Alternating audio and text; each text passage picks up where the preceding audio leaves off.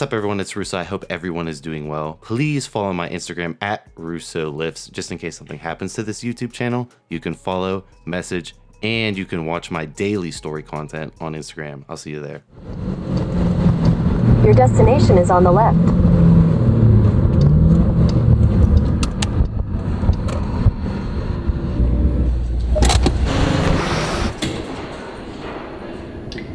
So, if you guys are new here and didn't see the Alec coach reveal, go watch that on the channel. But on MPP, as far as the mental side effects go, like my mood has been like this on the MPP. So we were trying to get the blood pressure under control.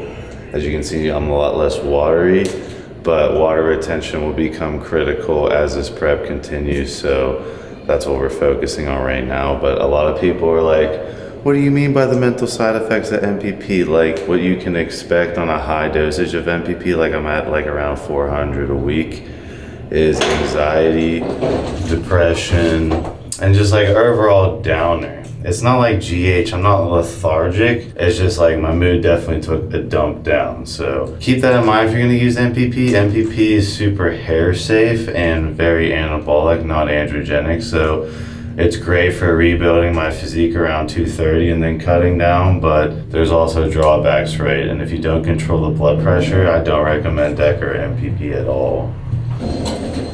Titties.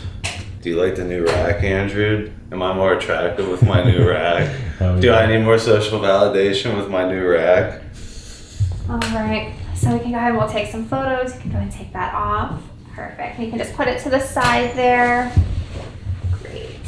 All right, and what I'm gonna go ahead and have you do is you can just put your hands right on your hips, both at the same time. Great. Great, go ahead and do a quarter turn and face right here at the light. Perfect. Great, go ahead and face that wall directly. Perfect, and same thing on this side. We'll do that quarter. Perfect, and go ahead and face that wall. Great. All right, perfect. Okay, then you can go ahead and put that gown back on, and then Dr. Davila will be right in with you, okay? Awesome. Any like swelling? Have you gone back to working out? Yeah, so blood good. collection, but... What, you felt like you have? Yeah, a little okay, bit, let me take a look, so. It's dissipated. Yeah, a little guy here, right? Mm-hmm. Yeah, none here. But so. no pain But at all. The body will, if it's small, the body will absorb it. But things look really good. This all, the lower contour looks really good. Your photos look really good. So go ahead and flex your pecs. Yeah, beautiful. Nice nipple position. You're looking great, man. Awesome. Yeah.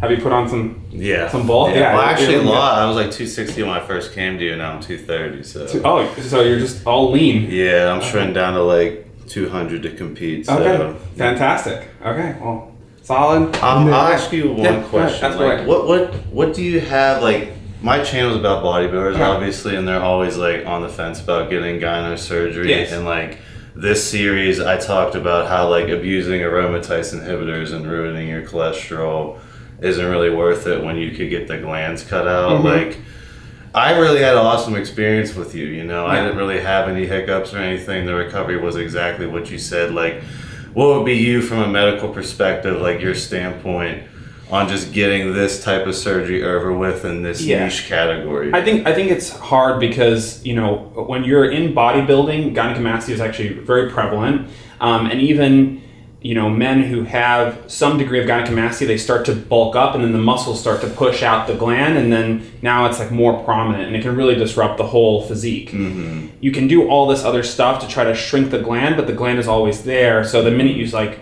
change the medication, the aromatase inhibitors, or really change your pattern, then it can come back. The downside of surgery is obviously the downtime, right? Mm-hmm. You, like I mentioned to you during our consultation, bodybuilders want to go back and lift right away. Right. And that blood collection, it can be ruining, right? Mm-hmm. You got a small one, it got reabsorbed, but if it's in a big pocket, then you have to do a whole new operation to fix it. And so I think that's the biggest downside for bodybuilders, just saying like, hey, I'm going to really do my month and hold it tight. And I try to clear people as soon as I can, but that is kind of the biggest downside. Otherwise, it's a pretty straightforward operation.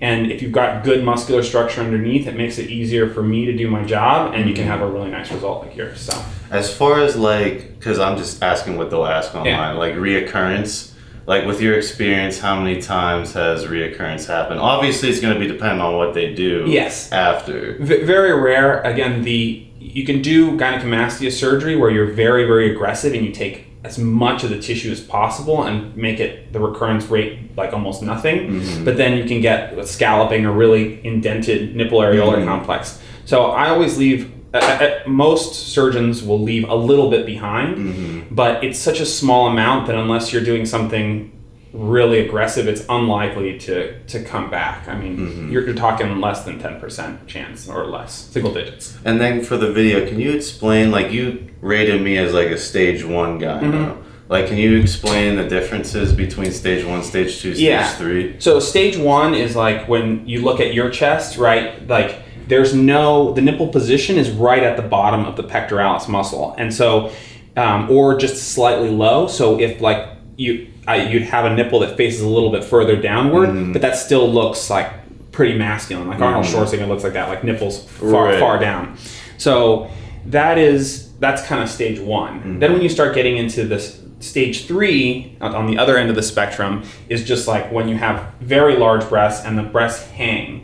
And so that requires a big operation. Often you have to put an incision across your chest like this, and it's a big deal. It's a big incision, and it obviously is there forever, that scar. But the trade-off is that that's like really bad gynecomastia, right? Like that's like really hanging.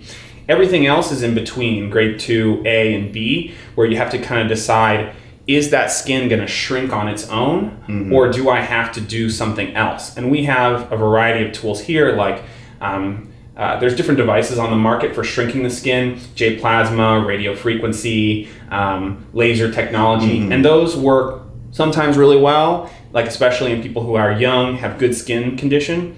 In people who have poor skin condition or a lot of stretch marks, it doesn't work as well. So I have to make a judgment call, and I don't always get it right. Sometimes in those grade 2s, they end up a little bit loose, and then I have to go back and retighten that skin, or we flip. We make the decision together to just go ahead and put scars on the chest earlier, even in the like the more advanced grades. So that's kind of the hard part in that central portion. Right. It may not. You may come in and say, "Oh, it's not that bad." But I go, oh, well, there's challenges here where you may not get that ideal result right off the bat, and then you need a little revision. So go into like what incisions you did on mine, because you did not do anything evasive at all. Yeah, well, the incisions were basically 2 poke holes, basically to do the liposuction, and I do a type of a gynecomastia surgery where I do the liposuction first, and then I cut out the gland. So I come out through 2 poke holes, liposuction all to thin this so it's nice on the pectoralis, and then I make this incision underneath the areola, which is nearly invisible, and then I just kind of pluck out the gland, and the gland is already kind of cut up by the liposuction. I use energy-based liposuction, so it tears up the gland, so it's easy to pluck out rather than having to like physically cut it out with a knife, which can leave more indentations and more irregular contours. So, and then often through this side hole, I would leave a drain. In almost all cases, that helps prevent that blood collection, which can ruin the surgery, and that drain comes out. I guess we'll conclude with like, people get gynecomastia all over the world. Like, how do you, because you're an amazing surgeon, how do you scope out, a quality surgeon versus, what should you look for in the consultation when it comes to like, It's tough. Again, a lot of gynecomastia is done, in hospital settings, like at least by surgeons that are associated with the hospital, and a lot on like young people, teenagers, and things like that. And so it often can be done through insurance. And so those surgeons are really just focusing on removal of the gland because that's what insurance covers. It doesn't really contour the rest of the chest. That surgery is what I'd call easy. Like taking out that gland is not that difficult. The hard part is taking out that gland and making the aesthetic look nice, doing the liposuction, contouring the chest, making the chest look masculine. So sometimes I think number one, you should seek out someone who's more cosmetically oriented, not just like a like an insurance-based surgeon, and there may be some sort of cost to that, but I think it's well worth it if you're in competition in your bodybuilding. And then number two, you know, I think that asking about energy-based devices. So like I mentioned, in the type of energy I use is Vaser for, or ultrasound energy for breaking up the gland. I think liposuction is essential to the success of my technique, and a lot of people do it differently, but you need energy to break through those tissues, and then if you need tightening, like if you're a grade 2, you need energy elsewhere. So that's a good question to ask your surgeon, and if they're totally unfamiliar with those concepts, they're probably not in tune enough with it to kind of go with. Awesome. Well, I sincerely appreciate it. Well, you look great, and I will see you at around 6 months just to make sure everything's doing good. Awesome, dude. Okay. All right, guys, the gyno doctor's wrapped up. Like I said, really recommend him, no bullshit. He didn't give me any discount or anything to do that video.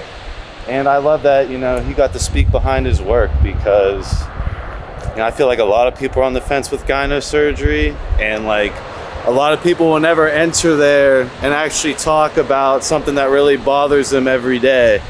But as you can see, that conversation was fine, smooth, and he never ever made me feel uncomfortable at all, even though it was for bodybuilding, obviously, right?